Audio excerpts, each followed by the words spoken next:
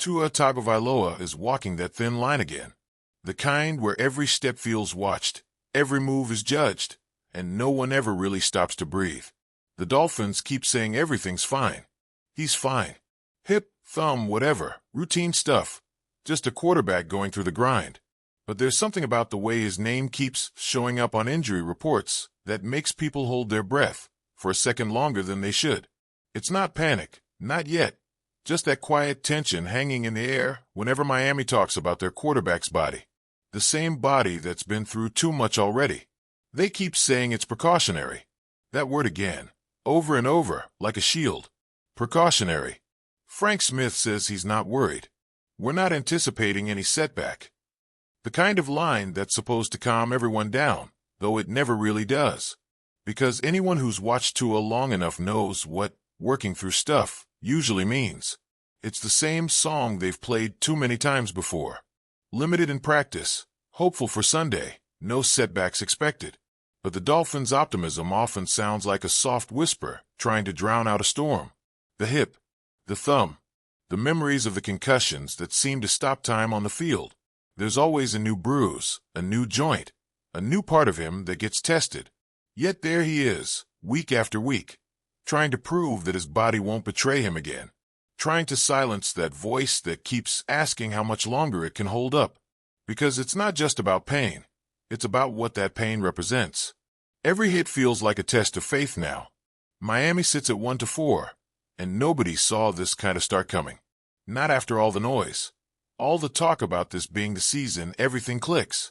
The offense was supposed to hum like a machine. Tua was supposed to look sharper, more in control. But 5 games in, he's thrown for over 1,000 yards, 10 touchdowns, and 4 picks. Those are solid numbers on paper. But paper doesn't feel the frustration. Paper doesn't hear the silence in the locker room after another loss that didn't have to happen. The worst part is Tyreek Hill being gone. That knee injury hit harder than anyone wants to admit. You take away Hill, and suddenly the whole offense feels like it's missing its heartbeat. The speed, the space, the fear he put in defenses gone. Defenders play tighter, safeties creep down, and Tua has to make throws into windows that used to be wide open. Everything looks heavier, slower, more complicated. The timing that made this offense so dangerous now feels just a step off. One step, that's all it takes for the rhythm to die. It's weird how the season can twist like that. One moment it's all hope and swagger. The next it's tape and treatment rooms. Maybe that's the story of Tua's career. Every high point seems to carry a shadow.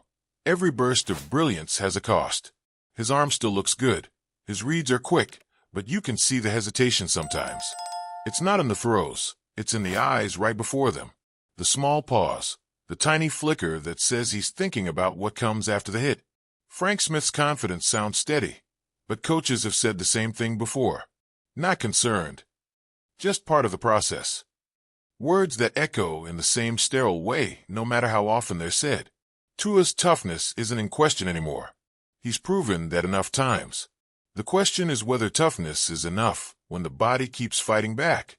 Zach Wilson waits behind him now, and that in itself feels strange. A quarterback once written off, now the guy who might have to step in if things go wrong again. Wilson's presence doesn't scare anyone, but it's a reminder of how thin the line is. And Quinn Ewers, the rookie, he's there, learning, watching, waiting.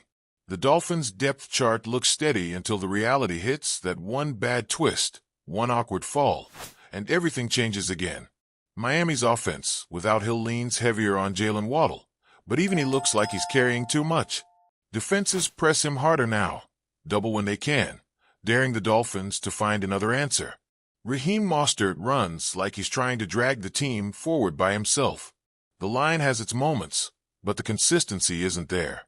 Sometimes they open clean lanes. Other times they look lost against the rush. And through it all, Tua stands there, trying to stay calm, trying to keep the whole thing from unraveling. He's 27 now, which feels older than it should. Not in years, but in miles. Every quarterback has a moment when the game tests them in ways numbers can't explain. For Tua, that test never really ended. There's always been this undercurrent of doubt. Can he last? Not can he play, but can he endure? That's what makes this week's injuries hit differently.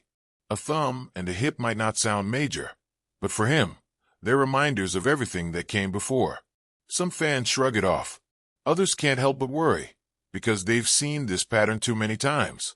And deep down, there's that mix of hope and fear that defines what it means to follow a team like Miami. You want to believe that this is just another minor bump, that he'll come out Sunday, slinging the ball like nothing happened. But the longer you watch, the harder it gets to ignore the feeling that these minor things keep piling up. The Chargers are next. A team that's been up and down themselves, unpredictable enough to make any game tricky. It's the kind of matchup where Miami should come out swinging, but they need a version of Tua that's confident, precise, free. Not cautious, not second-guessing. That version hasn't shown up enough this year, and maybe that's not entirely his fault.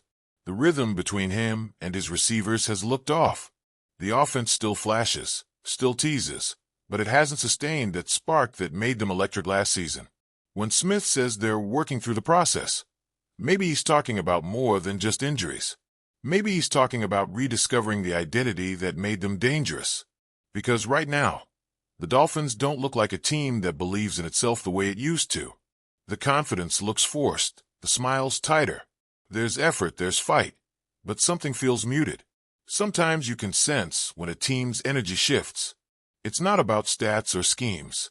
It's the body language between plays, the way players walk back to the huddle, the tone of post-game interviews.